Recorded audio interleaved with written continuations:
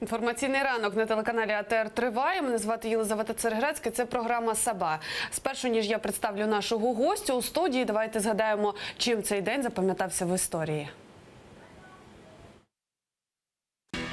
Цього дня 1349 року сталися погроми у Базелі. Тоді близько 700 євреїв були спалені заживо у своїх оселях. Місцеве населення вирішило, що саме євреї винні в епідемії бубонної чуми. 9 січня 1951 року офіційно відкрита будівлі штаб-квартири ООН у Нью-Йорку. Сама Організація Об'єднаних Націй заснована 24 жовтня 1945 року. Мета діяльності ООН – підтримання і зміцнення миру і міжнародної безпеки та розвиток співробітництва між державами світу. Цього дня у 1924 році народився Сергій Параджанов, визначний український кінорежисер, сценарист, художник і громадський діяч вірменсько-грузинського походження. Зняв фільми «Українська рапсодія», «Квітка на камені», «Тіні забутих предків», «Київські фрески» і «Колір гранату». Параджанова називали вірменин, який народився в Грузії і сидів у російській в'язниці за український націоналізм. Цього дня 1972 року у гавані Гонконгу загорівся і затонув океанський лайнер «Королева Єлизавета». На той час найбільший у світі пасажирський корабель. У період з 1974 по 1975 рік більша частина корабля була розібрана на металобрухт. Проте кіль лайнера і парові турбіни досі покояться на дні бухти. 9 січня 1992 року Гвінея, Венесуела і Чилі визнали незалежність України. Нагадаю, 24 серпня 1991 року Верховна Рада прийняла історичний документ виняткового значення для долі українського народу – акт проголошення незалежності України. За документ проголосувала абсолютна більшість депутатів парламенту. УРСР перестала існувати. На геополітичній карті світу постала нова самостійна держава – Україна.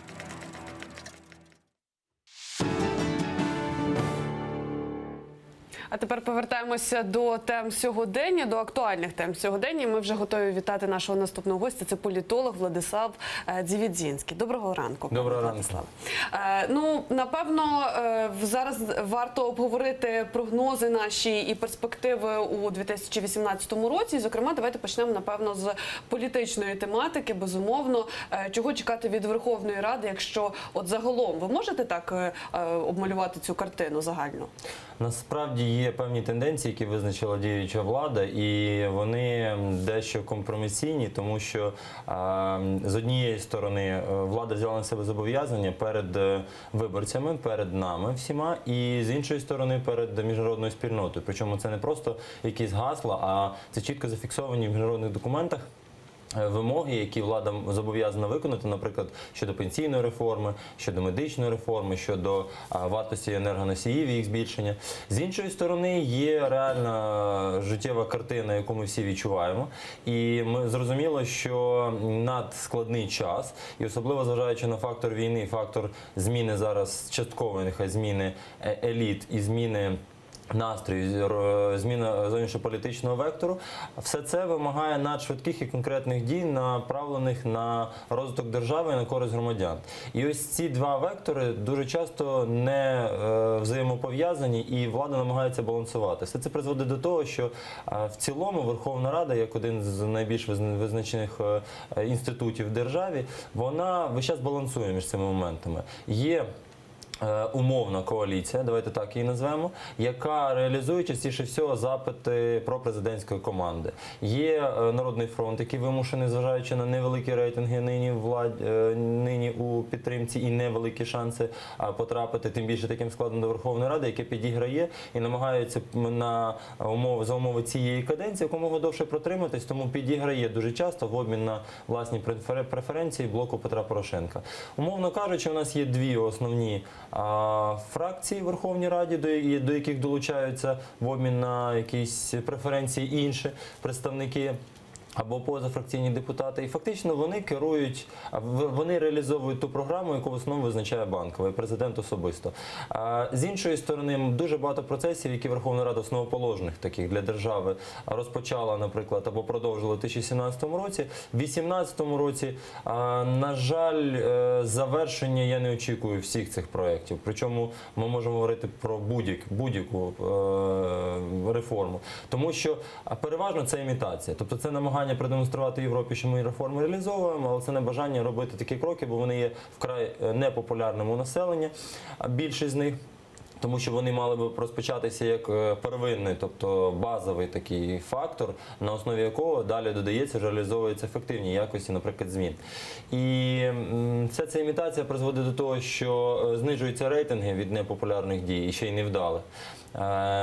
І насправді це величезний ризик, бо експертне середовище однозначно визнало підсумками минулого року і роблячи прогнози на 18-й, що це буде рік умовно праймеріс по аналогії з американськими виборами, тому що все-таки зараз найбільш вірогідним є вибори в 2019 році, як то передбачено законодавством, тобто про позачергові не йде мова, але тим не менше рік зворотнього відліку буде визначати роботу парламенту. І всі ці речі так чи інакше в більшій чи іншій мірі будуть підпорядковуватися майбутнім виборам, намаганням або зберегтись у владі, або збільшити своє представництво, я говорю про деякі опозиційні політичні сили, і принаймні зберегти свої сфери впливу. Я би ще хотіла зупинитися дещо більш детальніше на темі, там, напевно, яка вже дещо набридла деяким, тим не менш, вся увага прикута до неї, це безумовно тема антикорупційного суду і законодавства стосовно цієї теми. Що ви можете сказати, чого чекати? Тому що насправді складається таке враження, що нібито влада робить якісь кроки до того, але насправді процес затягується. Чи це виключно такі мої суб'єктивні відчуття?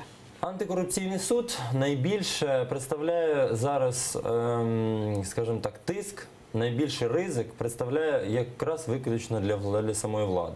Тому що ми розуміємо, що ця інституція в принципі створювалася як та, яка мала би бути незалежною від влади. Створювалася в основному за ініціативи міжнародних, скажімо так, представників, передусім Сполучених Штатів. Створювалася на їхні гроші.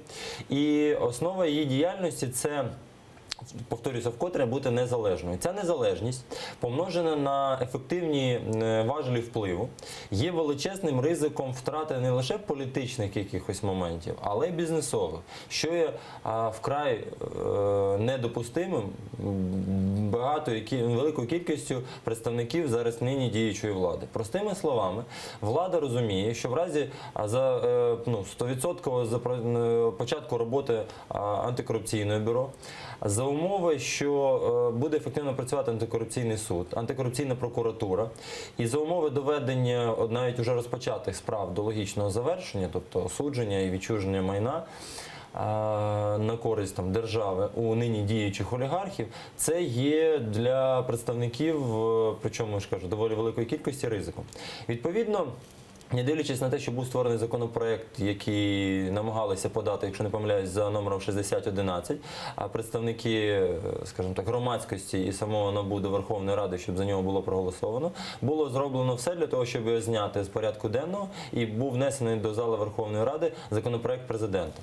До речі, до цих пір суперечки стосовно Венеціанської комісії, яка, в принципі, суть цих рекомендацій полягала в тому, щоб налагодити діалог між противниками і прихильниками створення антикорупційного суду і внести якийсь єдиний законопроект. Замість цього ми почалися мірятися ефективністю двох різних варіантів. І суть президентського законопроекту не настільки вже відмінна, наскільки важливо в нього вставити якісь елементи контролю. В даному випадку ключовий момент стосовно прогнозів по створенню антикорупційного суду залежить лише від того, наскільки президент може, продавити цей законопроект через Верховну Раду і наскільки готові депутати, голоси яких потрібні для голосування, окрім фракції БПП і Народного фронту, тому що там я впевнений, що все-таки буде згода. Можливо, мовчазна, можливо, через коліно, але вона буде. Наскільки ці всі депутати і ці всі групи, необхідні для прийняття цього закону, зажадають якихось для себе преференцій, наскільки вони будуть готові голосувати за президентський законопроект. І другий момент – його реалізація. Давайте будемо відверти, ті критерії, які виставлені до майбутніх суддів антикорупційного суду, настільки скажімо так, складні, що зараз експерти, от я всіляко сам проводжу консультації з експертами, правниками, вони кажуть, да, в принципі, ми не знаємо, де в країні взяти таку кількість людей, які б забажали працювати там під тиском, ризикуючи десь репутацією, ризикуючи всім, і відповідали всім цим критеріям. Тому, напевно, в Верховній Раді під час наступного читання законопроекту буде зменшено перелік критеріїв і вимог до майбутніх кандидатів такого суду.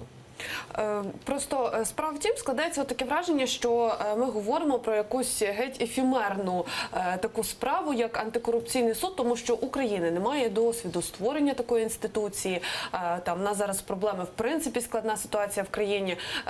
І знову ж таки чинники там влада, всі ці політичні ігри, там і та сама вдавана коаліція, як ви кажете.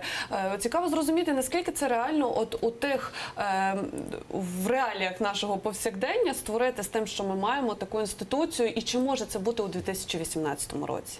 Теоретично може бути, плюс потрібні перемоги, серія перемог, умовно кажучи, в лапках для суспільства, тобто ми маємо далі влада має далі продукувати перемоги, хоча це вже абсурд і це набридло.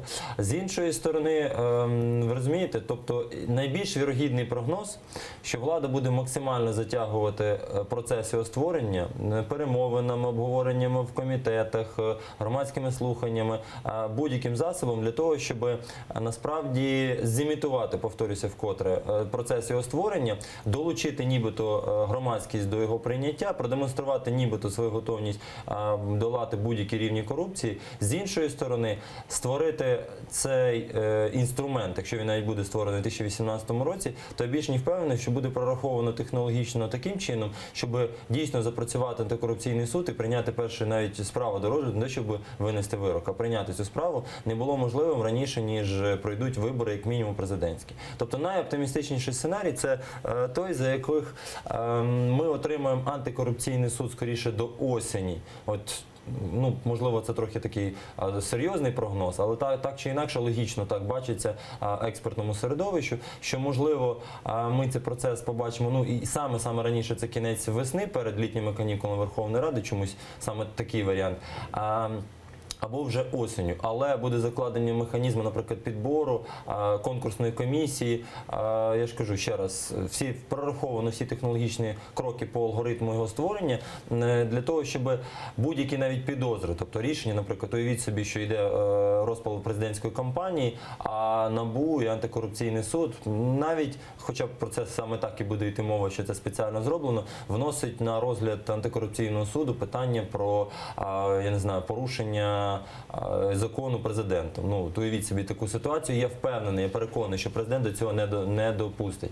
Є інший варіант, окрім того, що я озвучив, можливо лише за рахунок тотального тиску міжнародної спільноти, передусім Сполучених Штатів. Тобто, коли Сполучені Штати реально тримають, скажімо так, нас міцно, і навіть не те, щоб нас, президента, його оточення, а Сполучені Штати володіють завдяки ефективній роботі своїх спецслужб, завдяки тому, що там є, не знаю, там пан Наливайченко є, який ймовірно, я не хочу стверджувати, але тим не менше мав співпрацю з певними представниками Сполучених Штатів і є колишнім головою СБУ. Тобто Сполучені Штати володіють достатньою кількістю інформації про нині діючу українську владу для того, щоб доволі міцно тримати і все-таки певні речі, які для них вважаються стратегічно важливими, продавлювати. Тоді можливий варіант швидкого прийняття цього закону, швидкого створення антикорупційного суду, але саме такий через коліно розвиток подій є, на мою думку, малоймовірним. Пане Владиславе, а якщо так от відхилитися дещо від теми суду, але не виходячи за рамки антикорупційної теми, там подивитися на роботу органів, які в нас борються з корупцією, зокрема ці скандали довкола НАБУ і там його керівництва Артема Ситника. От як ви вважаєте, там чи є взагалі є така чутка насправді, що Ситник збирається нібито йти у президенти? І наскільки ви ставите, як ви взагалі до цього ставитесь і в принципі до перспектив Ситника там в роботі в НАБУ? Знаєте, коли спеціально там створюються якісь дискурси, можливо, в межах ЗМІ, можливо, поза телеекранами, і прораховується ймовірність там несподіваних кандидатів в президенти, причому ми говоримо там починаючи з співаків, закінчуючи там, я знаю, Ситником, то в принципі, розглядаючи кожну окрему версію, вона має шанс на існування. У нас є яскравий приклад Петра Олексійовича Порошенка, який не був топ-персоною на Революції Гідності, але тим не менше в один тур вперше в історії України в чесних виборах, чим я можу підтвердити, став президентом. У нас є приклади в світовій історії, тому виключати такі варіанти не варто. Це перший аргумент на користь того, що такий представник, як Ситник, може стати або якась інша подібна, поки що малоймовірна персона, може стати реальним кандидатом в президенти. Інший варіант полягає в тому, що реально суспільство втомилося і вже чітко розуміє навіть найпростіший виборець про те, що зміни еліт не відбулося. Тобто це ротація еліт, це різні речі. І реально ми хочемо нових облич не просто з опозиції, тих, хто ще не сидів в цьому кріслі, але тим не менше вже всім встиг набриднути. Ми реально прагнемо до світоглядно інших представників. І я вам хочу сказати, як ніколи в Україні велика згода на те, щоб ключові посади в нашій державі займали люди з орієнтацією, по-перше, світовою, американською, європейською. Тобто у нас є така мовчазна згода суспільства на те, щоб, наприклад, проєвропейський, проамериканський незалежний політик йому довірити достатньо велику кількість влади. Підтвердженням цього є прийняття, в принципі, всіх іноземних міністрів, які після Революції Гідності зайняли свої посади. Тому теоретично є запит на іншу світоглядну, скажімо, позицію. Тому це другий аргумент, який говорить на користь Ситника. Але якщо розглянути карту, тобто, знаєте, умовно кажучи, технологічно, приблизно політтехнологи, мої колеги, я сам робимо наступним чином. Просто беруться усі ймовірні, можливі, реальні кандидати і вимірюються 100% виборців, зважаючи на меншу явку на виборах, яка буде, скоріш за все, 2019 року, якщо якісь події активні військові не відбудуться. Реальний шанс таких людей, однозначно вибори будуть 2 тури, однозначно. Потрапити у другий тур вельми невеликий, знову ж таки, якщо це не буде величезною кампанією, на яку почнуть працювати більшість політичних сил. Тому я скептично відношуся до ймовірності Ситника стати президентом України. Я вас зрозуміла. Давайте тепер перейдемо до ще одного законопроекту і його перспектив, який найбільше, напевно, цікавий зараз українцям. Це законопроект стосовно деокупації, реінтеграції Донбасу, і окупованих територій. От що ви можете сказати? Тому що, знову ж таки, дуже багато конфліктів, дуже багато суперечок стосовно цього законопроекту, тому що не можуть дійти згоди стосовно мінських домовленостей, які включені до тексту. Що ви можете сказати з цього приводу? Дуже суперечливий законопроект. З однієї сторони, він на часі, його вимагають обставини, суспільство, тобто неспроможність реалізувати якусь політику, тому що вона виходить за рамки діючого законодавства. Тобто однозначно потреба в ньому є по дуже багатьом аспектам. Причому запит йде, я кажу, з різних сторін, з сторони громадськості, суспільства, з сторони якихось реалізації економічних моментів в державі. З іншої сторони, якщо чесно, це настільки, вкотре повторюся, якщо стосовно антикорупційного суду, там питання дискусії скоріше професійної, тобто суспільство все рівно, який з варіантів законопроекту про антикорупційний суд буде прийнято. Головне, або він почне працювати і нарешті злочинців почнуть саджати скажімо так, топ-олігархів до в'язниці чи ні. То стосовно цього закону, як мінімум, він не враховує мінських домовленостей. А вони є основним міжнародним, вже прийнятим, затвердженим, умовно кажучи, навіть ратифікованим документом для, як мінімум, учасників, залучених до мінського процесу. Тобто Німеччина, Франція повністю вважають мінський формат міжнародним документом, який було підписано лідерами повністю дотримуючись там, не знаю, протоколу міжнародного алгоритму створення тих подібних документів, було підписано лідерами держав, і який далі має бути основоположним для реалізації по вирішенню цього конфлікту. В Україні, тим не менше, приймається законопроект про реінтеграцію або деокупацію Донбасу, який з однієї сторони намагається вирішити певні проблеми, з іншої сторони взагалі не враховує мінський формат. Я думаю, що навіть в разі його успішної реалізації, хоча і тут нас чекає серйозна дискусія, і вона складніша, ніж антикорупційного суду. Тобто там технічні аспекти, там в цілому Верховна Рада, тобто той чи інший законопроект, який буде прийнятий по антикорупційному суду, скоріше буде предметом домовленості, ніж професійної дискусії стосовно його змісту. То стосовно деокупації Донбасу ситуація зворотня. Ми застрягнемо в змісті, так як це нам дуже відчувається, тобто це частина нашої економіки, частина нашої території, частина нашого населення, і там будуть вступати всі фактори одночасно. І з іншої сторони, як тільки більшість в Верховній Раді, незважаючи на мінські домовленості, вирішить прийняти цей закон, який не включатиме їх, саме така логіка і є, тому що мінський формат передбачає той алгоритм, який залежить в тому числі від виборів на окупованій території, в тому числі від, значить, самопроголошених республік, а вони, скоріш всього, на це не підуть. Відповідно, в разі навіть його там близького прийняття, я думаю, на це не погодиться як мінімум Німеччина і Франція, і знову ж таки можлива його кореляція, затягування його прийняття. Тому і в цьому аспекті скоріше процес, ніж результат ми побачимо принаймні найближчих квартал і перше півріччя. Пане Владиславе, справа в тім, що насправді стосовно законності мінських домовленостей ні в кого не виникає запитань, і те, що вони визнані міжнародною спільнотою і так далі, це безумовно так, але закидають їм те, що вони не є дієвими. І останнім часом ширяться чутки, і все більше і більше говорять про те, що і навіть там політики, влада про те, що потрібно змінювати майданчик, сам формат оцих перемовин. Наскільки це реально? Тобто, чи можливо, що ми перейдемо до цієї нової платформи, і якщо так, то де вона буде, якою вона буде? Розумієте, проблема полягає в тому, що коли скептики і критики мінського формату вказують на його недієвість, я, до речі, з ними згодний. Але я, наприклад, особисто собі не дозволяю таку критику, тому що критикуючи пропоную. Золота істина. Я не бачу реальних об'єктивних пропозицій, які би були дієвими, ефективними, на які би пішли всі сторони даного процесу. Тобто, як мінімум, Україна і Росія, і гаранти цієї ситуації, гаранти стабільності в Європі, принаймні в тому числі в Україні, і він би міг замінити цей формат.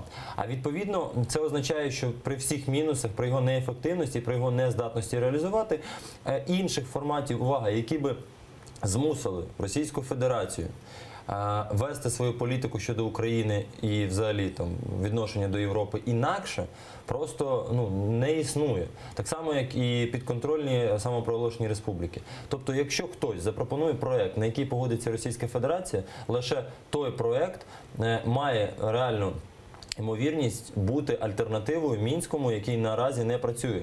Якщо хтось стверджує, що ми мусимо відмовитись від мінського проєкту, від нормандського, скажімо так, формату і почати діяти в Україні, давайте будемо відверті. Я всіляко бажаю своїй рідній країні і собі теж закінчення цієї війни, розвитку цієї ситуації, але ми військово, економічно, я не знаю, там, ресурсно, у всіх моментах поступаємо з Російської Федерації. Тому відкинути мінський формат і спробувати вирішити напряму з Російською Федерацією всі наші наявні поточні проблеми, майже нереально. Домовитися з самопроголошеними республіками, які є керованими з Москви, це очевидно всьому світу, теж нереально. Виграти війну Російської Федерації теж нереально. Тобто нам єдине, що залишається, це тактично грамотно діяти на міжнародній арені, вимагаючи від, скажімо так, світової спільноти і Європи підтримки нас. В якому сенсі? Вони нам нічого не зобов'язані, але Україна, знаходячись між двома геополітичними, скажімо так, світами на центрі, дуже важливий, скажімо, важлива країна з точки зору стабілізації або дестабілізації ситуації в Європі. І в даному випадку це чудово розуміють в Європі. Тому вони намагаються усіма дипломатичними, мирними шляхами розв'язати цей конфлікт. І для того, щоб дипломатично домовитися з якоюсь сильною державою, яка все-таки є Російська Федерація, хоча, ну, наскільки б це не було неприємно визнавати, але вона грає свою важливу роль, необхідно мати більш дієві засоби тиску і впливу на неї. В даному випадку ці засоби впливу має лише Об'єднана Європа і Сполучені Штати. Україна не має можливості такого тиску на Російську Федерацію, щоб її змусило в якомусь іншому форматі домовитися на вигідних для України умовах. А це означає, що без міжнародного формату нам не обійтись. Тому теоретично можемо спробувати попрацювати в нормандському форматі. Можемо його перейменувати. Можемо, наприклад, внести правки в мінський формат. Ну, теоретично це можливо, ці моменти експертами розглядаються, вони поки що не є обговорюванням в суспільстві, але внести щодо ключових моментів насправді правки. І тут дуже, до речі, важливий момент. Ми більш на все зупинилися на моменті проведення виборів на окупованій території. Тому що якщо вони будуть проведені згідно українського законодавства, фактично ми отримаємо реальну інтеграцію цього регіону до складу України, не дивлячись на те, що там можуть прийти до влади, ну, тобто навіть, умовно кажучи, злочинці, згідно діючого законодавства. З іншої сторони, Російська Федерація на ці умови не погодиться. Якщо провести ці вибори по будь-якому іншому законодавству, наприклад, самопроголошених республік, і далі вимагати інтеграції будь-якої на будь-яких правах там автономії до України, то навряд чи ці вибори будуть легітимними. А для чого і що робить Російська Федерація? Вона насправді, розуміючи це, затягує час до моменту зручних, вигідних для себе торгів з Європою стосовно зменшення впливу санкцій, зменшення часу санкцій. І оці торги, як мінімум, будуть відбуватися до президентських виборів в Російській Федерації. Тобто, як мінімум, до визнання в черговий раз, бо це виборами назвати важко, Володимира Путіна президентом Російської Федерації, будь-яких зрушень, якісних змін в мінському форматі ми не побачимо. Адже Росія вдало затягує час, маніпулюючи ситуацією.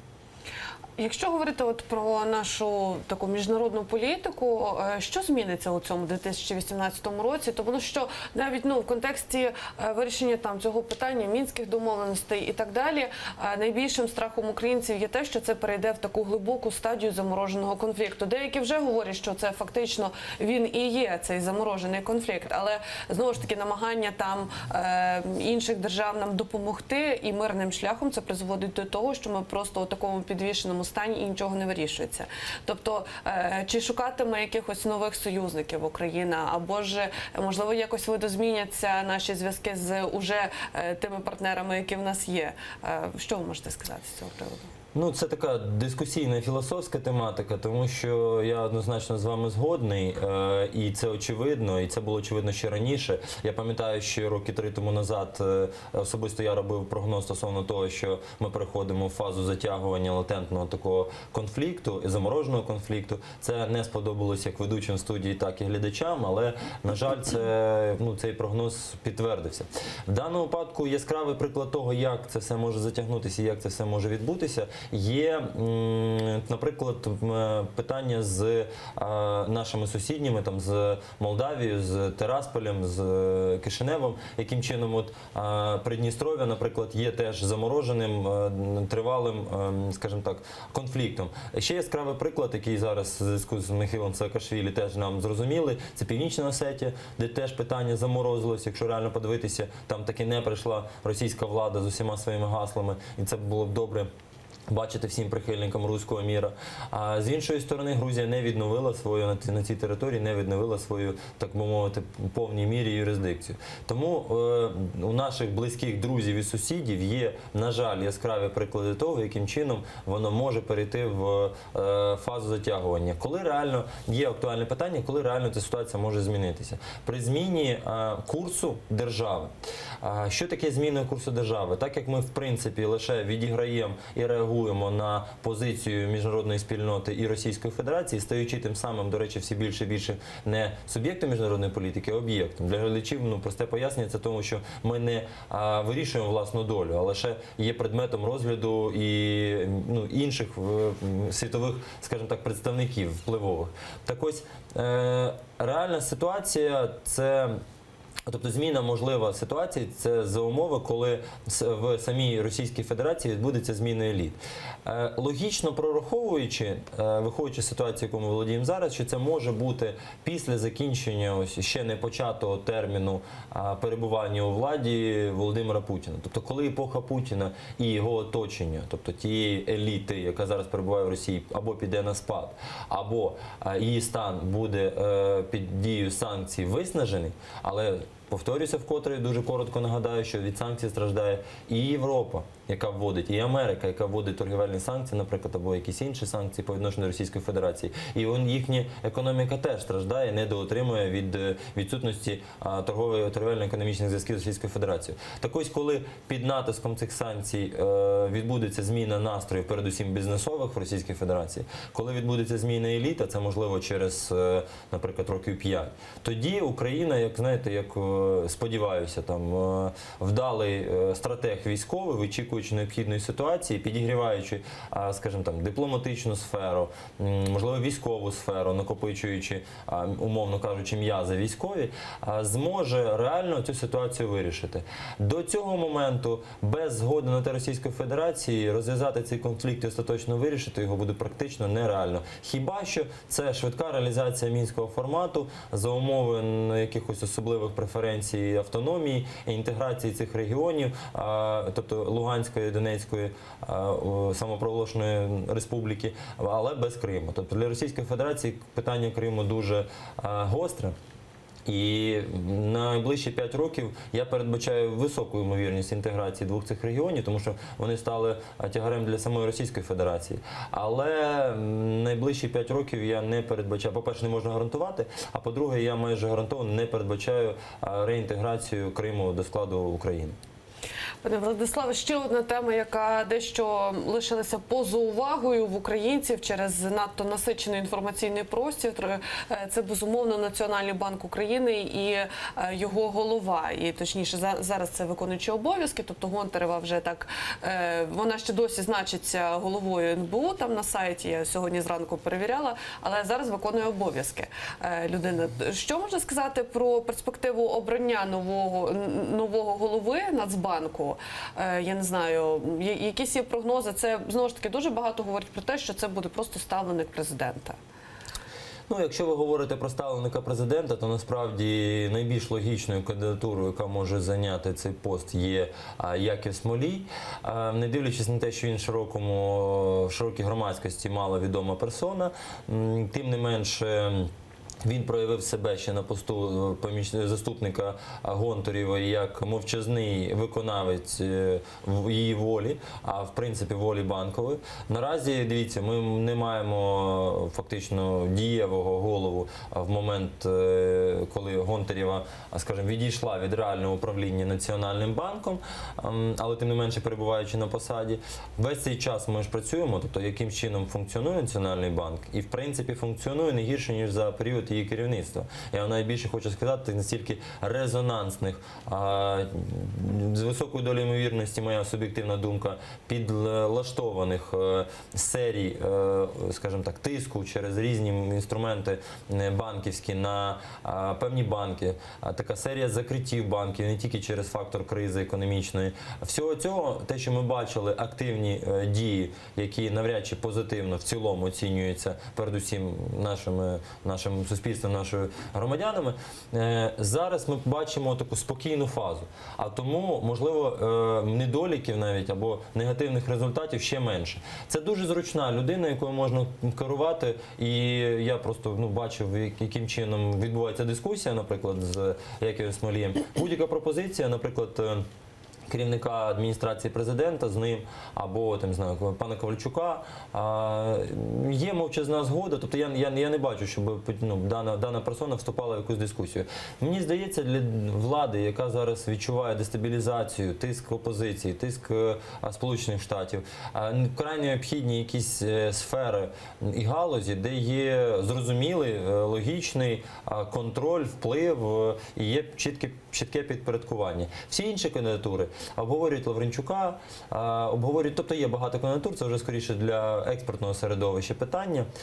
Вони є більш цікавими, так як вони є з приватного, скажімо так, сегменту банківської сфери, тобто вони є фахівці, але вони мислять трошки інакше, і є сподівання, що разом з ними могли би відбутися якісь зміни в роботі Національного банку, якісні зміни, передусім для розвитку банківської системи, що є стабілізуючим фактором для економіки і, скоріше, елементом розвитку. І насправді ці кандидатури є менш вірогідними з точки зору затвердження Верховної Ради. Тому що я не бачу великих лобійських груп в парламенті по затвердженню, тобто, скоріше не по затвердженню, бо це в принципі юрисдикція президента, але по легітимації цієї персони, як мінімум серед політичного естеблішменту. Мені дуже подобається, от коли починаєш говорити на цю тему, одразу обговорюють кандидатуру Смолія вже, в принципі, як визначено. Нібито і так все зрозуміло, і це 100%, і це там лишилося якісь паперові справи закінчити, там підписати, аби він офіційно став головою Нацбанку. Але все ж таки, якщо розглянути там варіант, коли він не буде обраний головою, нас чекатимуть якісь от такі кардинальні зміни, які, наприклад, шокували там у випадку з Гонтаревою, коли вона прийшла, її політика, ну просто всі українці там хапалися за голову. Від інших кандидатів цього варто очікувати, чи буде в принципі таке саме затища? Напевно, варто, тому що все-таки з однієї сторони, відповідь на ваше питання, чому про Смолія говорять як вже про доконаний факт. Тому що це найбільше є логічною персоною, я вже пояснив чому. А друге, це те, що воно знаходиться в сфері компетенції, в принципі, президента. І зовсім невелика кількість, реальна кількість людей потрібна для його затвердження. І зовсім невелика кількість людей, яка керує процесом, вірніше, голова Національного банку з великими повноваженнями керує політикою Національного банку, її визначає, не дивлячись на там, дорадчі органи в Національному банку, не дивлячись там, про звітність, про контроль, про підзвітність цієї інституції. І в цілому дуже зручно керувати цією одною персоною. Тому вірогідність прийняття того чи іншого кандидата доволі велика, це простий відносно механізм, набагато простіше, наприклад, ніж обрати навіть представників того самого антикорупційного суду, про який ми говорили. Тобто механізм простіший, керувати простіше. Це, знаєте, дві людини між собою, три людини між собою можуть зідзвонитися і вирішити, яке наступне рішення Національного банку буде. Але наслідки такої роботи і діяльності є вкрай визначальними для суспільства, для нас всіх. І якщо це потрібно владі, тому потрібна спокійно керована постать, людина на цю посаду. Якщо ж говорити про те, що є певна ймовірність того, що цю посаду інші представники обіймуть, то, безумовно, банківська сфера вимагає реформування, безумовно. Але за умови стабілізації якоїсь ситуації. Тобто нам зараз не потрібні експерименти, які можуть дестабілізувати монетарну політику, фінансову політику, тому що голова Національного банку, в принципі, відповідальний в великій мірі за все те, що відбувається в країні. Вкрай важливо, ми кожен з нас своєю кишенею, гаманцем відчуваємо девальвацію гривні, наприклад. Тобто стабілізація гривні – це є прямою, скільки би там не розказували про стан економіки, зрозуміло, що неможливо стабілізувати національну валюту і уникнути її девальвації, якщо йде суттєвий регрес економіки. Це зрозуміло, очевидно. Але тим не менше існують, на жаль, не в ручному режимі певні інструменти, якими керується фіксованість курсу. І якщо ми там визнавали іноді там вільне плавання гривні, то за умови існування системи компенсації цих моментів, тобто коли гривня вільно коливається завдяки відкритому ринку, скажімо так, і не ручному керуванню, а ринковому керуванню, то я не побачу, наприклад, за попередні роки експериментів над такими речами якихось реальних дієвих компенсаційних інструментів. Це означає, що ми можемо якісь цікаві побачити постаті з дієвими пропозиціями, але я не впевнений, чи суспільство і влада готова до підтримки таких експериментів. Нас чекає, на жаль, не стабілізуючий період в нашій країні, а навпаки, як мінімум через, знову ж таки, той вищезгаданий фактор виборів. Пане Владиславе, ще одна тема, про яку я хотіла би з вами поговорити, задати запитання стосовно, ну зараз це найбільш актуально, принаймні з часом стає, це Центральна виборча комісія і оновлення її складу. Що ви можете сказати з цього приводу? Питання дуже актуальне напередодні виборів, які знов змінять нашу державу. Я навіть якщо припустити, що нині діючі представники будуть і далі визначати політику нашої держави, то це означає укріплення того курсу, який був взятий після Революції Гідності. Якщо допустити, що опозиція, є висока ймовірність, я оцінюю, змінить владу, разом з тим підвищиться роль парламенту, як то закладено в нашій Конституції, і це означає, що ми все-таки станемо парламентською де-факто, а не лише де-юре, парламентсько-президентською республікою, президенту залишать лише представницькі функції. Тобто це суттєві зміни в державі, які будуть пов'язані з елементами виборів, і на вибори дуже суттєво впливає сама політика і робота Центральної виборчої комісії.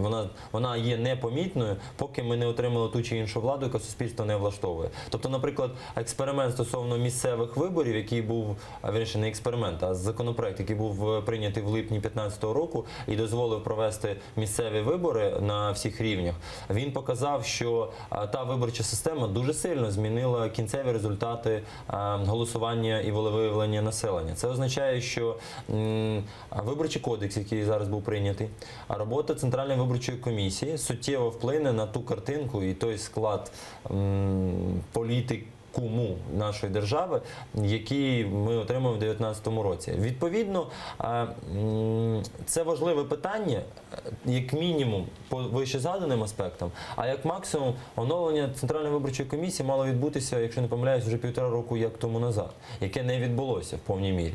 І оця затримка є нічим іншим, як поки що відсутність необхідної кількості представників, які вигідні всім сторонам, які мають квоту по представництву в Центральній виборчій комісії. Це перше. А друге, є ризики. Знову ж таки, ризики того, що будуть прийняті не зовсім ті представники, які потрібні. Тому що уявіть собі ситуацію, при якій реально відкриті списки будуть мати ефект, при якому до влади прийдуть представники не, скажімо так, не імені партії стануть керувати державою. Тобто не ті люди, які нам всім чудово відомі і з телевізору не зникають щодня. І між собою будуть домовлятися не 5-7 керівників фракцій в Верховній Раді разом з президентом і його оточенням. Тобто насправді політику держави будуть визначати, я не знаю, 20 персон. А політику в державі будуть визначати мілкі партії, які по всій структурі в радах всіх рівнів зможуть зайняти той чи інший вплив в державі. І якщо припустити, тобто, що робота ЦВК і реалізація нового виборчого кодексу приведе до влади, не знаю, нові політичні сили, такими, яким зараз, наприклад, з подивом ми отримали на 3-му місці в останніх виборах до об'єднаних територіальних громад Аграрну партію України. Уявіть собі ситуацію, свого часу наш край спромігся, не будучи парламентською фракцією, там, отримати доволі велике представництво. Уявіть собі ситуацію, що Аграрна партія України або ще декілька, 2-3 нових, займе 60-70% у радах всіх рівнів завдяки новому виборчому кодексу і законодавству. Тобто це є ситуація, яка потрібна державі, але є недопустимою, неконтрольованою до тої невеликої кількості політичних представників, яким важливіше перебування у владі і доступ на неї, ніж реальна ситуація, яка потрібна державі. Я не знаю, якщо там пан Скоцик стане новим Макроном і буде ефективно... Ну так, це вже такі прогнози, тобто, ви розумієте, це є просто нонсенсом, який собі, як страшний сон, собі уявляє нині діюча влада. Відповідно, не допустити цього мусить Центральна виборча комісія, новий кодекс. Коли про нього голосували, я казав, що там є певні інструменти, коли з однієї сторони ми маємо відкриті списки, з іншої сторони вони абсолютно визначаються, знову ж таки, центральними партійними апаратами нині діючої партії. Дуже вам дякую за ваші відповіді, за дійсно цікаву розмову. Політолог Владислав Дзівідзінський з нами сьогодні говорив. Зараз ми робимо перерву, після чого Софія Абляєва розповість про останні новини і ми повернемося у студію. Дочекайтеся.